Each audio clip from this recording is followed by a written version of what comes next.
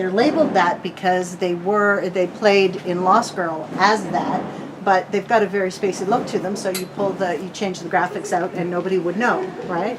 So in the props department, you kind of have to try and repurpose what you can. Yeah. Again, especially when they just kind of toss things at you last minute. Like these are medical containers, and they're actually spice jars. Yeah. But again, you wouldn't know because they have that stainless steel look. Our ready area in our storage space. So everything gets binned and put away. There's stuff in here that actually doesn't belong to the show per se. It belongs to Victoria, who's the prop master, and we pull stuff from her stock as well as keep the show stuff in here.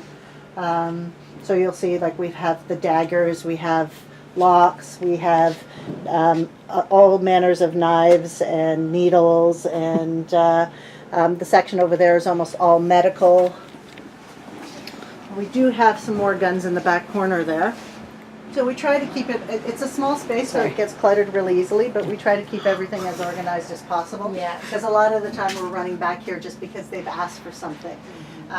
So here, like, we've got our flashlights and stuff, and like just little, like, this is just a bit of tech gack. So if they want something for number 5, or we need to build something specific for a scene that we're not farming out, we'll move it, we'll go into these bins and sort of go through and sort of get ideas and pull bits and pieces. This is our gun overflow area, and as you can see, there's 2 Bubbas in there actually at the moment. And there's a whole bin of swords down there. Again, we've pulled what we need for Kitchener, and now that's kind of why there's only bits and bobs. Those are the cups. Those are the cups. Those are the cups. Those are the cups. So up here you'll see, okay, so we've got the Raza metal cups. And then we have other stuff that we can pull from. This is kind of the world of the mess. And sometimes we'll, like this kind of stuff, we'll play in bars and whatnot when we go down to space stations and whatnot. Right. So stuff like this is kind of like, these do play in the Raza. These have played on the counter where the coffee is and where the stuff is, and they'll pour themselves water out of that. Don't know if you've seen the show, but the episode where they get poisoned, the water came out of one of those. Right. This is just kind of stuff that's here. Sometimes we use it, sometimes it's just sort of to give us an idea, or we can take it to the director and say, are you looking for something like this? And then we can kind of move on from that. They can say, yeah, I like that, but can it be more like this, can it be more like that? So it serves as inspiration as well as, excuse me, as props. Like that's from a previous show, which is why it's there. But because those books have been Greeked, we just kind of keep them there. Okay. The same with like stuff over here. You'll see that some of those are obviously not in our world, but sometimes we go to older places. Sometimes the technology isn't the same as what our guys have. So we like to keep a mix because you never know what we're going to see. Guns. Number 4's gun, although it's not as prevalent this year. And I'm not sure what's in this drawer because we're actually filming with Bubba right now. So we've only got one Bubba in here right now. But normally we travel with 3 different ones. We'll travel with what we refer to as a really. We have a soft and we have a hard rubber one.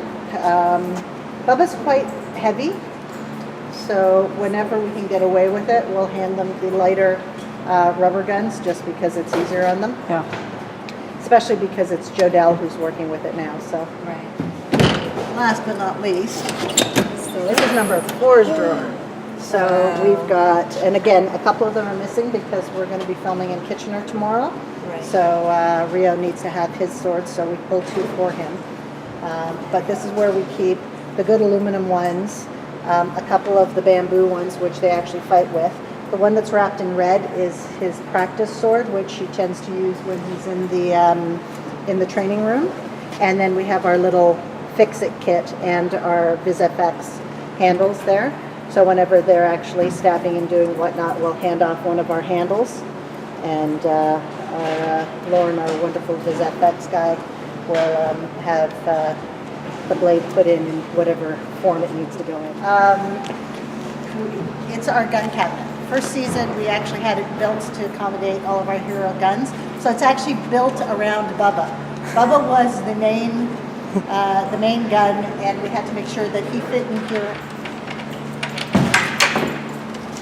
And this is millimeter. So we had a spot for each of their holsters, a little workspace for us, and drawers for their lights and that type of thing. And then each individual drawer holds specific guns. So our top drawer has our number 3 and our number 6 guns. As you can tell, some of them are missing. And then this side is kind of a catch-all for the extras, because we ended up having a few more of those made, and for the different guns that have sort of appeared since the cabinet was made. So like this one, for instance, is the taser that they picked up at the prison last season.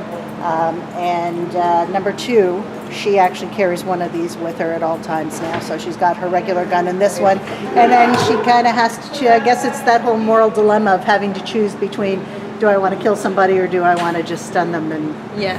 and that comes up every once in a while. This is actually one of our new guns that just made it to camera. This is one of the ones that we did, that Truffaut is actually shooting with in this episode. And the conceit is that she picked them up from number 3's room, and his room's like all full of guns, so you wouldn't have even noticed that they weren't there to begin with. Everybody loves them. Next week.